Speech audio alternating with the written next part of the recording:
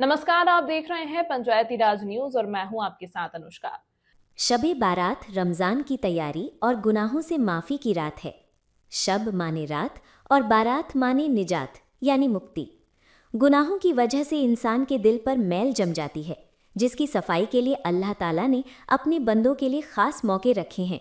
शबे बारात भी इन्हीं मुबारक रातों में से एक मुक़द्दस रात है। इस रात को अलग अलग नाम से जाना जाता है और इसलिए अल्लाह ताला इन रात में अनगिनत बंदों की बख्शिश फरमाता है। प्रदेश के युवा पत्रकार इस्लामी साहित्यकार साजिद खान ने शबे बारात के अवसर पर प्रेस को जारी अपने संदेश में सईद खान को जानकारी देते हुए बताया कि पैगंबरी इस्लाम हज़रत मोहम्मद सल्लल्लाहु अलैहि वसल्लम दुआ फरमाया करते थे कि ए अल्लाह, रजब और शाबान में हमें बरकत अता फरमा और हमें रमज़ान तक पहुंचा दे। इसका मतलब ये है कि इंसान अपने नफ्स पर काबू पाने में कामयाब हो और अल्लाह और रसूल की इताअत यानी आज्ञा पालन के लिए खुद को तैयार कर सके। ये रमज़ान की एक तरह की ज़हनी और रूहानी तैयारी है। पैगंबर इस्लाम हज़रत मोहम्मद सल्लल्लाहु अलैहि वसल्लम की हदीसों से पता चलता है कि ये महीना बंदों के बारे में फैसलों का महीना है।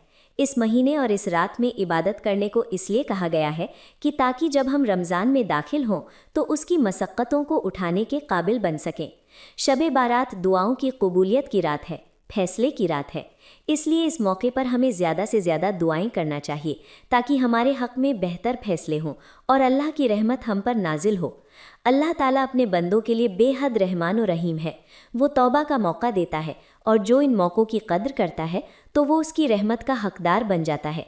अल्लाह ताला इन रातों में उन लोगों को माफ़ नहीं करता जो उसके साथ किसी को शरीक यानी सम्मिलित करते हैं, नशा करते हैं, इंसानी रिश्तों को तोड़ते हैं।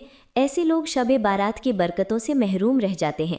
जो लोग घमंड के तौर पर अपने कपड़े टखने के नीचे लटका कर रखते हैं तो वो भी इस रात की बरकतों से वंचित रह जाते हैं। ये बात जहन में रहे कि अरब में ये अमल घमंड की निशानी माना जाता था। हदीस में है कि जिसके अंदर राई के दाने के बराबर भी घमंड होगा वो जन्नत में नहीं जाएगा। कोई भी नेक अमल तभी कबूल होता है जब वो सिर्फ अल्लाह की रज़ा के लिए किया जाए और इन अमल में अल्लाह के साथ किसी भी तरह का शिर्क यानी साझेदारी उसे ज़ाया कर देती है। इसलिए हम मुसलमानों को चाहिए कि हम अपने अमल में अपनी नीयत को साफ रखें और दिखावे से बचें।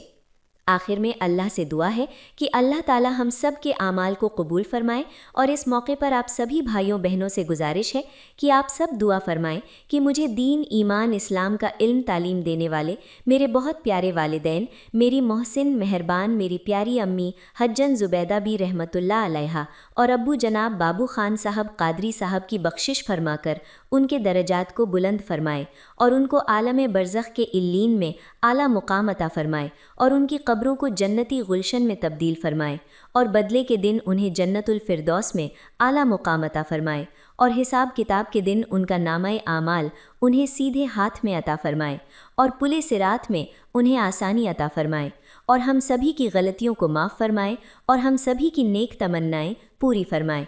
आमीन या रब्बुल आलमीन।